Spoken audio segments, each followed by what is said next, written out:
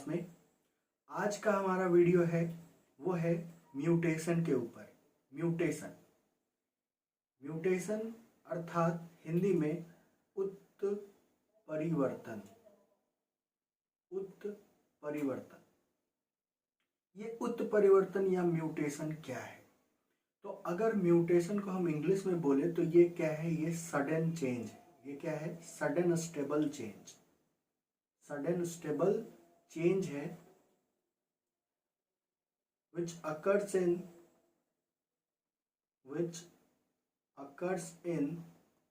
genotype, ठीक है, and produces discontinuous variation।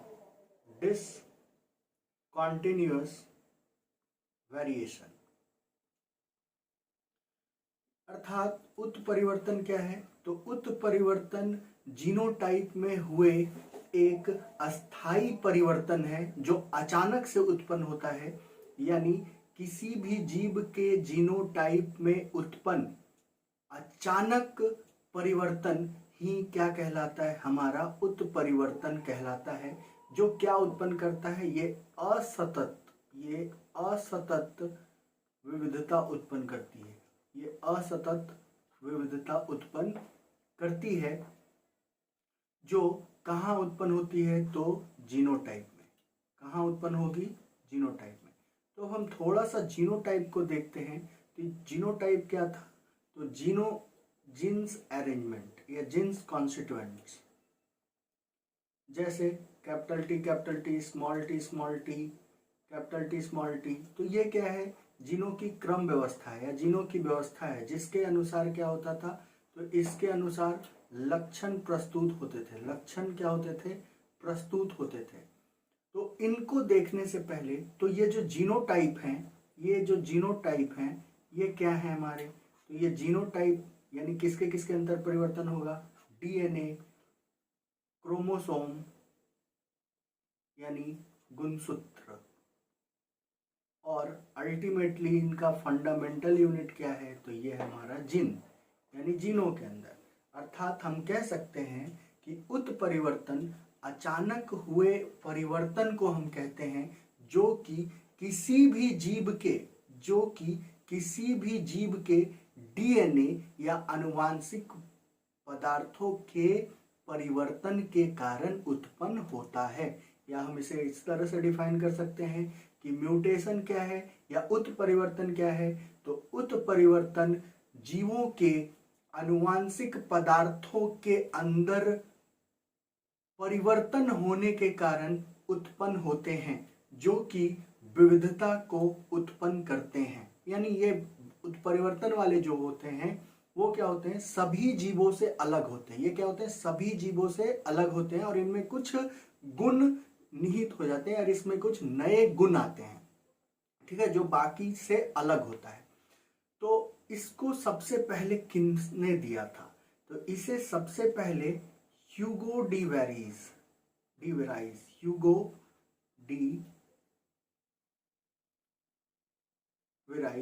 कब दिया था? 1901 में। 1901 में म्यूटेशन शब्द किसने दिया था? Hugo de varies. इसके जो अन्य नाम हैं इसको पहले क्या बोला गया? म्यूटेशन बोला गया ह्यूगो डी वेराइज के द्वारा। फिर एक डार्विन थे जिन्होंने इसको स्पोर्ट्स बोला। एक बैटसन थे जिन्होंने इसको सैल्टेशन बोला। तो इसको हम एक एक करके देखते हैं अपने इस वीडियो में। तो आइए वीडियो को हम शुरू करते हैं। तो उत्परिवर्तन क्या है? तो उत्परिवर्तन को अगर हम डिफाइन करते हैं तो उत्परिवर्तन क्या है? उत्परिवर्तन नए अचानक विरासत में मिलने वाले असतत परिवर्तन हैं जो जीवों में उनके जीनोटाइप में अस्थायी परिवर्तन के कारण दिखाई देते हैं। यानी म्यूटेशन कब दिखाई पड़ेंगे या उत्परिवर्तन कब दिखाई पड़ेगा? जब जीवों के जीनोटाइप में क्या होता है? परिवर्तन होता है। यानी उनके डीएनए, आरएनए में जब कोई परिवर्तन होता है तो उसके कारण उत्पन्न विविधता या उसके कारण उत्पन्न जो नए गुण होते हैं उन्हीं को हम उत्परिवर्तन कहते हैं। तो उत्परिवर्तन सबसे पहला शब्द कब दिया? तो ह्यूगो डी वेरिज कब दिया? 1901 में। कब दिया? 1901 में। ठीक है। इन्होंने क्या किया? तो इन्होंने ओएंथ्रो लैमार्किन पौधों पे काम किया जिसमें इनको 834 जो थे वो म्यूटेंट मिले। म्यूटेंट मतलब उत्परिवर्तित पौधे इनको दिखाई पड़े। ये हमारे हैं ह्यूगो डी वेरिज। तो अब देखो, हम जानते हैं कि जो कोशिका होती है ये दो प्रकार की होती है। कौन कौन? तो एक है हमारा कायिक और दूसरा है जनन। एक है कायिक, दूसरा है जनन। तो जो जनन में जो वैसे उत्परिवर्तन जो कायिक कोशिकाओं में उत्पन्न होते हैं उन्हें हम क्या कहते हैं? उन्हें हम कायिक उत्परिवर्तन कहते हैं। और ये जीवों की मृत्यु के बाद उसी में खत्म हो जाते हैं, यानी ये पीढ़ी दर पीढ़ी स्थानांतरित नहीं होते हैं। तथा वैसे उत्परिवर्तन जो जनन कोशिकाओं में उत्पन्न होती है, वैसे उत्परिवर्तन जो जनन कोशिकाओं में उत्पन्न होती हैं उन्हें हम जनन उत्परिवर्तन कहते हैं। और ये अनुवांशिक होते हैं। ये कैसे होते हैं? अनुवांशिक, यानी एक उस जीव से उसके संततियों में ये क्या हो सकता है? स्थानांतरित हो सकता है। ठीक है। तो ये किस कोशिकाओं में उत्पन्न होगा? तो ये जनन कोशिकाओं में होगा। और ये किस तरह का वेरिएशन करेगा या किस तरह का विविधता करेगा? तो जनन विविधता ये उत्पन्न करेगा। ठीक है। और जो जनन कोशिकाओं में उत्पन्न नहीं होता है वैसे को हम क्या कहते हैं? तो उसे हम कहते हैं दैहिक उत्परिवर्तन या सोमैटिक। ठीक है। इस वीडियो में आगे हम करेंगे कि इसके टाइप्स क्या हैं, ये किस कारण उत्पन्न होते हैं। तो अगर हम इस डायग्राम को देखें, फ्लो चार्ट को देखें, तो इस फ्लो चार्ट में क्या है? तो म्यूटेशन और चेंज इन जीन और क्रोमोजोम। क्योंकि ये जो उत्परिवर्तन है वो किसके कारण उत्पन्न हो रहा है? तो जीनोटाइप में परिवर्तन के कारण। तो जीनोटाइप में उत्परिवर्तन के कारण या परिवर्तन के कारण जो उत्पन्न हो रहा है तो ये दो तरह का होता है। एक होता है जीन म्यूटेशन और दूसरा होता है क्रोमोजोम म्यूटेशन। क्योंकि अगर हम लोग देखते हैं गुणसूत्र, तो गुणसूत्र हमारा बना है, गुणसूत्र के ऊपर कौन है? जीन है। और गुणसूत्र हमारा बना है डीएनए और हिस्टोन प्रोटीन का। डीएनए और हिस्टोन प्रोटीन का, अर्थात डीएनए में परिवर्तन होता है या गुणसूत्र में परिवर्तन होता है या जीन में परिवर्तन होता है। तो ये जो गुणसूत्र में परिवर्तन होता है उसे हम कहते हैं गुणसूत्रीय उत्परिवर्तन। और जो जीन के कारण या किसी जीन में न्यूक्लियोटाइड के कारण उत्पन्न होता है, चेंज के कारण उत्पन्न होता है, तो उसे हम कहते हैं जीन उत्परिवर्तन। ठीक है। तो पहले हम लोग देखेंगे गुणसूत्र उत्परिवर्तन को। और गुणसूत्र उत्परिवर्तन में हम देखेंगे या तो इसकी मॉर्फोलॉजी या इसका क्या कह सकते हैं, इसका स्ट्रक्चर या इसकी संरचना बदल सकती है, या इसके क्या हो सकते हैं, इसकी संख्या बदल सकती है। दो चीजें होती है। तो इसके आधार पे ये दो प्रकार के होते हैं। एक होता है यूपोलाइडी, एक होता है क्या है? तो संख्या में परिवर्तन। इसमें क्या है? संख्या में परिवर्तन जब होता है। और यूपोलाइडी क्या है? जब उसके पूरे सेट में परिवर्तन हो जाता है, यानी इसमें सेट ऑफ जीनोम चेंज हो जाते हैं। इसमें क्या हो जाता है? Set of genome, haploid, diploid, triploid, pentaploid, tetraploid, ये जो होते हैं ये किस कारण से होते हैं? तो ये जो उत्पन्न होते हैं तो इसमें पूरा एन, जो एन सेट है वही उसकी वो परिवर्तित हो जाता है। ठीक है। या उसकी संख्या डबल हो जाती है। तो जब ऐसा स्थिति उत्पन्न होती है तो ऐसी स्थिति को हम क्या कहते हैं? ऐसे स्थिति को बोलते हैं यूपोलाइडी। यानी उत्परिवर्तन किसके कारण उत्पन्न हो रहा है? जीनोटाइप में परिवर्तन के कारण। और जीनोटाइप अगर परिवर्तित हो रहा है तो क्या परिवर्तित हो सकता है? या तो जीन, या जीन जिसके ऊपर है जिसको हम लोग गुणसूत्र कहते हैं, तो गुणसूत्र में परिवर्तन हो सकता है। तो गुणसूत्र क्या हो सकता है? तो गुणसूत्र वाला में दो होता है, एक है यूपोलाइडी, दूसरा है एनोपोलाइडी। यूपोलाइडी को हम कहते हैं यानी यूपोलाइडी को हम क्या कहते हैं, यानी ये ऐसा परिवर्तन होता है, यानी ये ऐसे उत्परिवर्तन होते हैं जिनमें जीवों के अंदर जीनोम की जो सेट होता है, जीनोम का जो सेट होता है वो पूरा का पूरा उसके अंदर आ जाता है। तो इसमें हैप्लोप्लाइडी है, डाइप्लोप्लाइडी है, और इसी से आता है जिसको बोलते हैं पॉलीप्लाइडी। पॉलीप्लाइडी, और ये जो पॉलीप्लाइडी होता है ये तीन, जब 3n 4n 5n 6n, यानी किसी जीव के अंदर, किसी जीव में जब गुणसूत्रों की संख्या क्या हो जाता है, जब इनका सेट या 3n हो, 4n हो, 5n हो, 6n हो, 7n हो, 8n हो, इस तरह से अगर होता है तो इस स्थिति को हम कहते हैं पॉलीपोलाइडी। इस स्थिति को क्या कहते हैं, पॉलीपोलाइडी।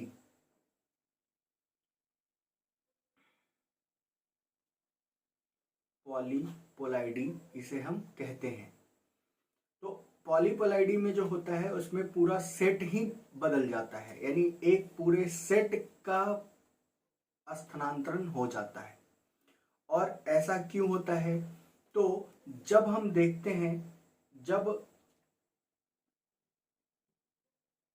तो ऐसा क्यों होता है, तो कोशिका विभाजित जब होती है, जब कोशिका विभाजित होती है तो उस समय ध्रुव के पास से तंतु निकलते हैं, जिसे हम स्पिंडल तंतु कहते हैं, इसे हम स्पिंडल तंतु कहते हैं।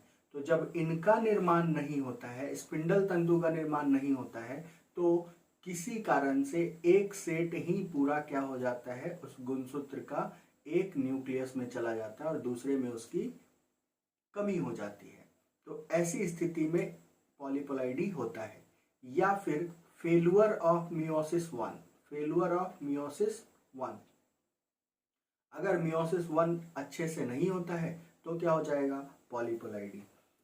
या फिर क्या हो सकता है, तो एक अनरिड्यूस्ड गैमेट, एक अनरिड्यूस्ड गैमेट का मिलना, एक अनरिड्यूस्ड गैमेट का मिलना, जब दो अनरिड्यूस्ड गैमेट्स आपस में मिलते हैं तब ये हो सकता है। या एक अनरिड्यूस्ड गैमेट को किससे मिलाया जाए, स्पर्म से, हेल्दी स्पर्म से, तब हो सकता है। या एक ओवम बहुत सारे या दो से अधिक स्पर्म से जब फ्यूज होते हैं तब वैसे स्थिति में पॉलीपोलाइडी हो सकता है। तो आइए अब इसमें हम पॉलीपोलाइडी को देखते हैं। तो यहाँ पे हम लोग अगर देखते हैं तो म्यूटेशन के कितने प्रकार हैं, म्यूटेशन 3 प्रकार के, जीनोमेटिक, क्रोमोसोमल और जीन म्यूटेशन।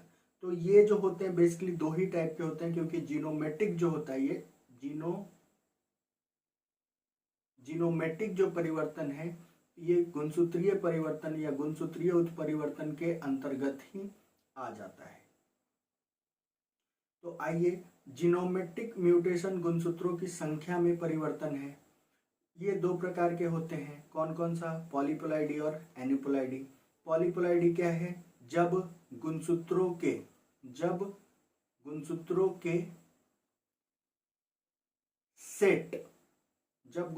के सेट में बदलाव हो, यानी पूरे के पूरे गुणसूत्र का सेट, जैसे n होता है, 2n होता है, 3n होता है, जब इस तरह से जब उन n का इनहेरिटेंस हो तब ये क्या हो जाएगा, पॉलीपोलाइडी। और एनोपोलाइडी में क्या है, जब संख्या का परिवर्तन हो, जब संख्या परिवर्तित हो तो उसको हम लोग क्या बोलेंगे, एनोपोलाइडी।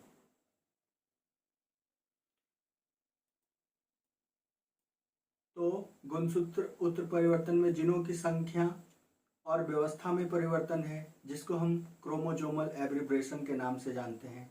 यानी जब उनकी जीनों की संख्या, यानी वो टूट कर उसके साथ जुड़ते हैं, इस तरह से इनको हम लोग बोलेंगे क्रोमोसोमल एब्रिब्रेशन।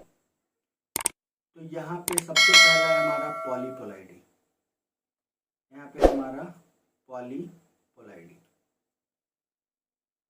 अगर हम लोग पॉलीपोलाइडी को देखते हैं तो इसमें क्या होता है, तो पॉलीपोलाइडी जब बोलेंगे जब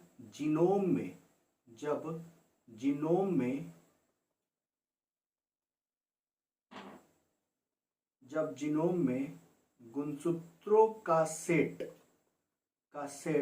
2 से अधिक हो, जब गुणसूत्रों में जीनोम का सेट 2 से अधिक हो तो ऐसी घटना को हम क्या कहते हैं, पॉलीपोलाइडी।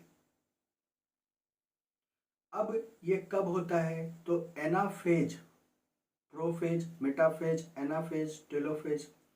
तो एनाफेज में जब गुणसूत्र अलग होते हैं, मेटाफेज के बाद जो एनाफेज होता है, जब यहाँ पे मेटाफेज में जब गुणसूत्र बीच में होते हैं इक्वेटोरियल प्लेट पे, और ये एनाफेज यानी जब ये पोल्स की तरफ उड़ना शुरू करते हैं स्पिंडल फाइबर के कारण, तो जब एनाफेज पूर्ण तरह से विफल हो जाता है या उस पूरी तरह से सही नहीं होता है, तब ये हो सकते हैं। या इनको क्या किया जा सकता है, इंड्यूस्ड किया जा सकता है। इनको क्या किया जा सकता है, इनको इंड्यूस्ड भी किया जा सकता है, यानी उत्प्रेरित भी किया जा सकता है रसायनों के मदद से।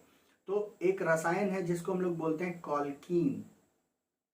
ये जो कॉल्कीन होता है ये एक एल्केलॉइड है जो कोकियस नामक पौधे से प्राप्त होता है, जिसका केमिकल फार्मूला है C22H25O6N। इसका यूज किया जाता है और ये क्या करता है, तो ये स्पिंडल के बनने को प्रभावित करता है, स्पिंडल के बनने को प्रभावित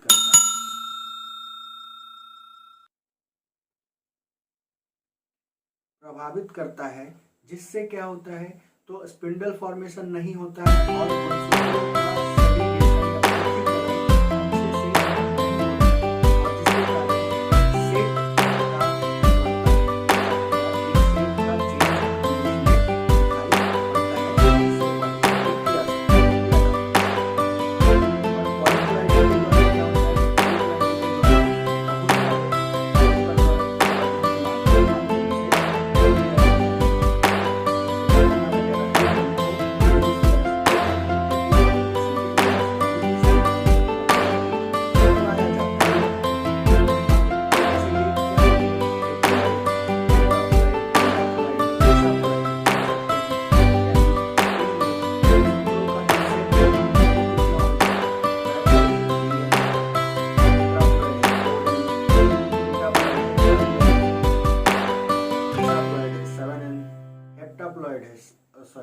हेक्साप्लॉइड है 6N, हेप्टाप्लॉइड है 7N। इस तरह से ये होते हैं। और इसमें जितने भी विषम संख्या वाले होते हैं, इनमें जितने भी विषम संख्या वाले होते हैं वो स्टेराइल होते हैं। ये सारे के सारे क्या होते हैं, स्टेराइल। ठीक है। इसके बाद पॉलीप्लॉइडी के बाद अगर हम देखते हैं तो आता है एनोप्लॉइडी। तो एनोप्लॉइडी को अगर हम देखते हैं तो इसमें क्या वृद्धि हो रही है, संख्या। इसमें क्या वृद्धि हो रही है, संख्या, यानी गुणसूत्रों की संख्या 1, 2, 3 इस तरह से संख्या इनकी वृद्धि होती है, ना कि पूरा सेट। तो जब एक संख्या बढ़ेगी यानी युग्मक बनेगा, यहाँ पे युग्मक निर्माण होगा। युग्मक निर्माण में गुणसूत्र जाएंगे और गुणसूत्र जाएंगे तो जैसे अगर 46 गुणसूत्र है मानव में, तो इसमें हमको पता है कि 2 युग्मक बनते हैं जिसमें 23 और 23 युग्मक जाते 23 गुणसूत्र जाते हैं। तो अगर एक ऐसी स्थिति बनेगी जिसमें क्या होगा, एक गुणसूत्र बढ़ेगा। जैसे अगर हम 21वां गुणसूत्र की वृद्धि होती है जो डाउन सिंड्रोम में होता है, तो 2N था, इसमें +1 हुआ, यानी एक गुणसूत्र आया, तो दूसरे वाले जो गैमेट्स होंगे उसके अंदर 2N-1 होगा। तो जब गुणसूत्रों की संख्या बढ़ती है, अर्थात जब युग्मक में गुणसूत्रों की संख्या बढ़ती है, तो ऐसी स्थिति में एनोप्लॉइडी कहलाता है हाइपरप्लॉइडी। ये क्या कहलाता है, हाइपरप्लॉइडी। हाइपरप्लॉइडी क्या है, हाइपरप्लॉइडी वैसी स्थिति है जिसमें गुणसूत्रों की संख्या बढ़ जाती है। हाइपरप्लॉइडी क्या है, एक ऐसी स्थिति है जिसमें गुणसूत्रों की संख्या बढ़ जाती है और पॉलीप्लॉइडी हाइपोप्लॉइडी एक ऐसी स्थिति है जिसमें गुणसूत्रों की संख्या घट जाती है। अर्थात एनिप्लॉइडी क्या है, एक ऐसी स्थिति जिसमें गुणसूत्रों की संख्या घटती है या बढ़ती है। ठीक है, तो जब घटेगी तो उसको हाइपरप्लॉइडी कहेंगे और जब बढ़ेगी तो उसको हाइपोप्लॉइडी कहेंगे। ठीक है, अब ये समरूप जोड़ी होमोलोगस गुणसूत्रों के बीच में ये होता है और ये उनके गैर विघटन यानी वो अलग नहीं हो पाते हैं, जिसके कारण से ये उत्पन्न होते हैं। और इसका जो नेमिंग होता है यानी नामाकरण जो हम करते हैं वो उसके नंबर पे होता है। बेसिकली इसको हम लोग बोलते हैं सोमिक। इसको क्या बोलेंगे, सोमिक। वैसे बॉडीज को क्या बोलेंगे, सोमिक। और वैसे बॉडीज में अगर एक गुणसूत्र हटा है, एक गुणसूत्र अगर हटा है तो इसको बोलेंगे हम लोग मोनोसोमिक। इसको क्या बोलेंगे, मोनोसोमिक। ठीक है, अगर दो गुणसूत्र हटा है कहीं से, तो दो गुणसूत्र हटा है यानी उसकी पूरी की पूरी यानी वो अब उस युग्मक में एक भी नहीं है। ठीक है, वो क्या है, वो एक भी नहीं है, इसलिए हम लोग बोलते हैं इसको नलीसोमिक या नलीसोमिक। एक तीन युग्मक अगर तीन युग्मक बढ़े हैं तो उनको हम लोग बोलते हैं ट्राइसोमिक और ये हाइपरपोलॉइडी होंगे। ठीक है, तो यहाँ वाई ये टोटल हमारा गुणसूत्र है। तो उसी में डाउन सिंड्रोम जो होता है उसमें 21वां गुणसूत्र जो होता है वो 3 आ जाता है। 2 तो ऑलरेडी रहते ही हैं, लेकिन इसी का एक और कॉपी आ जाता है, जिसलिए इसको हम लोग बोलते हैं ट्राइसोमिक। इसको क्या कहते हैं, ट्राइसोमिक। इसके बाद अगर एक और है पटाउ सिंड्रोम। पटाउ सिंड्रोम किसको कहते हैं, तो पटाउ सिंड्रोम जो होता है ये 13वें गुणसूत्र की ट्राइसोमी है। ये 13वें गुणसूत्र की ट्राइसोमी है, यानी इसमें 13वां गुणसूत्र जो होगा वो 3 होगा। क्लाइनफिल्टर सिंड्रोम में एक एक्स गुणसूत्र आ जाता है, एक एक्स गुणसूत्र आ जाता है, यानी इन तीनों में गुणसूत्रों की संख्या कितनी हो जाएगी, 47। कितनी हो जाएगी, 47, क्योंकि 46 तो पहले से है, 46 यानी 2n है। इसमें डाउन सिंड्रोम में कितना हो जाएगा, 2n + 20 first chromosome. Patau syndrome में कितना हो जाएगा, 2n + 13 क्रोमोजोम। और क्लाइनफिल्टर में क्या हो जाएगा, 2n + x क्रोमोजोम। इस तरह से हो जाता है। तो यहाँ पे गुणसूत्रों की संख्या कितनी हुई, 23 और ये हो गया 46, 46 और 1 47, 46 और 1 47, 46 और 1 47 यहाँ पे हो जाता है। तो डाउन सिंड्रोम में गुणसूत्रों की संख्या कितनी होती है, 47। यहाँ से सीधा सीधी क्वेश्चन उठाता है हमारा बिहार बोर्ड में, जो ऑब्जेक्टिव क्वेश्चन पूछता है कि डाउन सिंड्रोम किसकी ट्राइसोमी है। तो किसकी ट्राइसोमी है, 21वें गुणसूत्र की। ट्राइसोमी मतलब कौन सा गुणसूत्र इसमें 3 बार आएगा, इसमें कौन सा गुणसूत्र की संख्या 3 होगी, तो वो कौन है, 21वां गुणसूत्र। ठीक है, अब मोनोसोमिक क्या बोलेंगे, मोनोसोमिक यानी जो एक लॉस करेगा, यानी जैसे इस गुणसूत्र इस गैमेट में क्या बनेगा, 2n - 1, उसको क्या बोलेंगे, मोनोसोमिक। यहाँ पे अगर ऐसे लिखा है 2n - 1 तो इसको बोलेंगे डबल मोनोसोमिक। ठीक है, यानी एक गुणसूत्र इसमें नहीं होंगे, जैसे टर्नर सिंड्रोम, यानी इसमें XO होता है। ठीक है, इसमें क्या होता है, XO होता है। और ये नलीसोमिक क्या है, जिसमें पूरी तरह से क्या होता है, एक गुणसूत्र पूरी तरह से उसमें एब्सेंट होगा या पूरी तरह से उसमें प्रेजेंट नहीं होगा। ठीक है, अब हम लोग आते हैं क्रोमोजोमल एब्रिब्रेशन, यानी गुणसूत्रीय विकार भी बोल सकते हैं इसको, या गुणसूत्रीय परिवर्तन बोल सकते हैं। तो ये हमारा 2 तरह का होता है, एक होता है इंटर क्रोमोजोमल और एक होता है इंट्रा क्रोमोजोमल। तो इंट्रा क्रोमोजोमल जो होता है वो एकल गुणसूत्रीय होता है, यानी एक ही गुणसूत्र में वो उत्पन्न होगा। और जो इंटर क्रोमोसोमल होता है वो 2 गुणसूत्रीय होता है, या ये 2 गुणसूत्र में होगा। तो इंट्रा क्रोमोसोमल एब्रिब्रेशन में अगर हम देखते हैं तो इस एब्रिब्रेशन में यानी क्रोमोसोमल एब्रिब्रेशन तब उत्पन्न होगा जब उनके जीनों की संख्या या उनकी व्यवस्था में परिवर्तन होगा, यानी जीनों की संख्या या उसके व्यवस्था में जो वो अरेंज्ड है, अगर उसमें कोई परिवर्तन होता है तो वैसे परिवर्तन को हम कहते हैं, वैसे उत्परिवर्तन को कहते हैं क्रोमोजोमल एब्रिब्रेशन। तो आइए हम इसको देखते हैं। तो इंटर क्रोमोजोमल में क्या होगा, कमी। तो पहला होता है डिलीटेशन। पहला क्या होता है,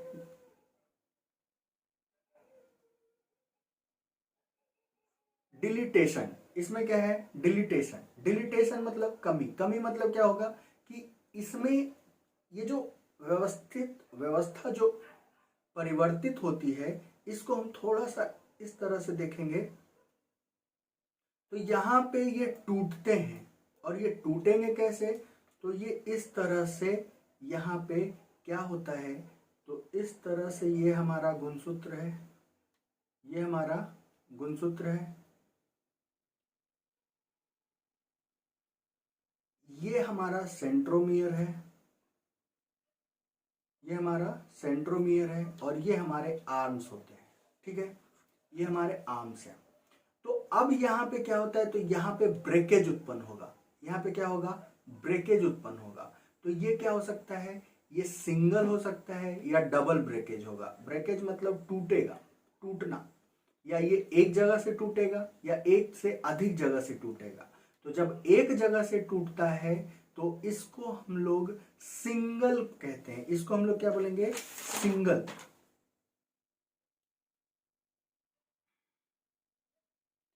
तो जब ये एक जगह से टूटता है तो इसको हम लोग कहते हैं टर्मिनल, टर्मिनल डिलीटेशन। इसको हम लोग क्या बोलेंगे, टर्मिनल डिलीटेशन। और जब ये दो जगह से टूटता है, टूट कर वो अलग होता है या वो मिट जाता है, तो वैसी स्थिति को हम लोग बोलते हैं इंटरस्टेटियल डिलीटेशन। इसको क्या बोलते हैं, इंटर डिलीटेशन, इंटरस्टेटियल डिलीटेशन। ठीक है, तो जैसे यहाँ पे एक उदाहरण में बताया गया है, यानी एक गुणसूत्र के टर्मिनल खंड का नुकसान हो जाता है और गुणसूत्र में एकल विराम द्वारा, यानी एक बार ये टूटता है एक जगह से और वो वहां से हट जाता है। जैसे एक गुणसूत्र है जिसके ऊपर जिन है A B C D E F, और दूसरे इसी गुणसूत्र में जिसके समजात गुणसूत्र A B C D E F G H. यहाँ अगर हम देखते हैं तो यहाँ पे G और जो H है, यहाँ पे एक गुणसूत्र पे GH है और इस पे गुणसूत्र पे GH नहीं है। और ये क्या हुआ, तो ये उदाहरण हुआ हमारे कमी वाला, ये उदाहरण है हमारा कमी वाला। जैसे यहाँ पे हम लोग देख लेते हैं डिलीटेशन, डिफिशियंसी और डिलीटेशन यानी कमी। जैसे इस गुणसूत्र पर ए बी सी डी ई है और दूसरे गुणसूत्र पर एफ जी एच है। डिफिशियंसी में क्या हो जाएगा, ए बी सी डी ई, और यहाँ से जी एच क्या हो गया, गायब हो गया। और ये कब हुआ, तो ये टर्मिनल के टूटने के कारण होता है। ये क्या होता है, इंटरस्टेटियल ना होकर ये क्या होंगे, ये टूटेंगे जो एक आर्म से। तो जब ये सेंट्रोमियर के पास होगा, जब ये सेंट्रोमियर के पास होगा तो इसको हम लोग बोलते हैं, इसको हम लोग बोलते हैं प्रोसेंट्रिक। इसको क्या बोलेंगे हम लोग, प्रोसेंट्रिक विखंडन। ये जो एकल विराम उत्पन्न हो रहा है, अगर ये सेंट्रोमियर के पास होता है तो इसको हम लोग बोलते हैं पेरीसेंट्रिक, और जब सेंट्रोमियर से दूर होता है तो इसको बोलते हैं हम लोग पारासेंट्रिक। ठीक है, तो यहाँ पे इस तरह से पहला जो है वो कमी है, दूसरा क्या हो सकता है, विलोपन, वो गायब हो सकता है। ये डिफिशियंसी है, ये विलोपन है। ये क्या है, विलोपन। विलोपन मतलब गायब हो जाना।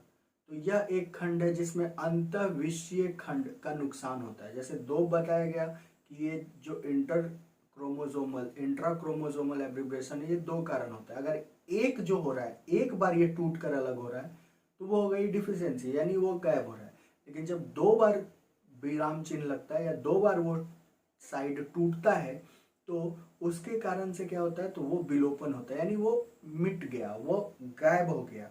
ऐसी स्थिति को हम लोग कहते हैं विलोपन, यानी वो टूटकर अलग हो सकता है और हट सकता है, जिसके कारण से उस जीन की क्या होगी, कमी हो जाएगी और वो जो गुण है वो अपने आप को एक्सप्रेस नहीं कर पाएगा, जिसके कारण से रोग ग्रसित हो सकते हैं। दूसरा है जैसे क्री-डू-चैक सिंड्रोम। ये क्या होता है, क्रोमोजोम 5 की छोटी भुजा के एक हिस्से के हटने के कारण होता है। एक बीमारी है जिसको हम लोग बोलते हैं क्री डू चैट सिंड्रोम।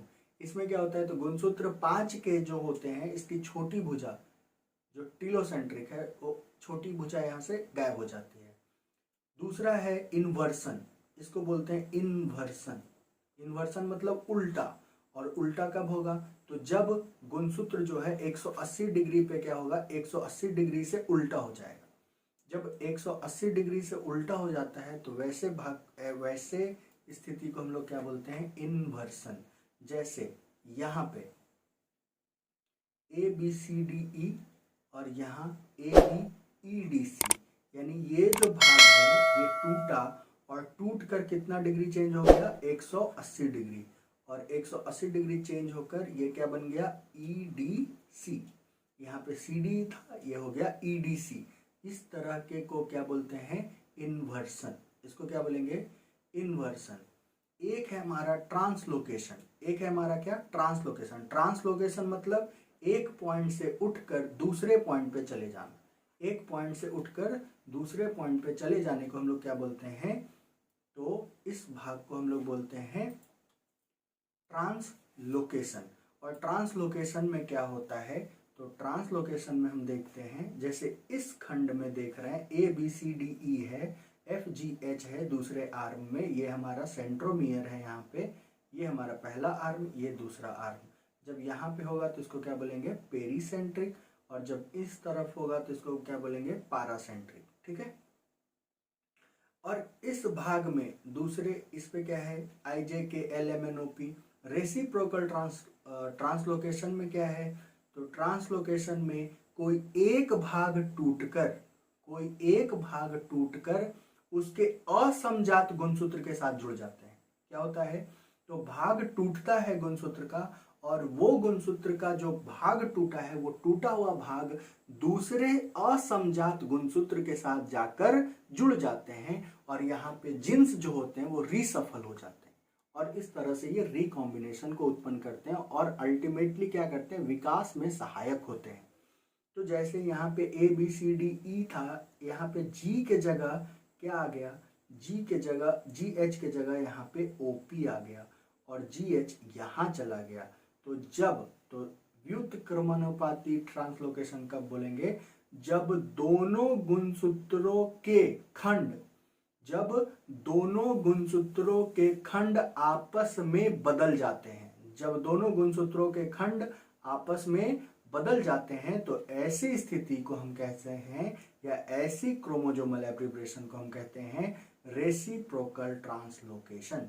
ऐसे को हम क्या कहते हैं, रेसिप्रोकल ट्रांसलोकेशन।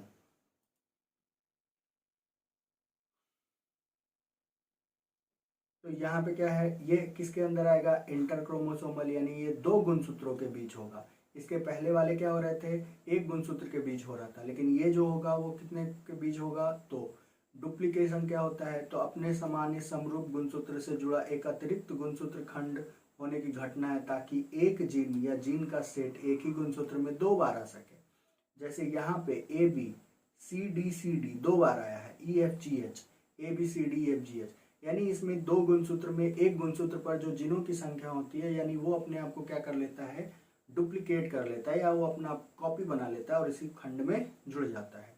ट्रांसलोकेशन यानी एक क्रोमोजोम का सेगमेंट या एक क्रोमोजोम गुणसूत्र का टुकड़ा और उसके दो गैर समजात गुणसूत्र के साथ वो जाकर क्या हो जाता है, जुड़ जाता है, और ये हमारा अर्धसूत्री विभाजन के कारण उत्पन्न होता है। उसमें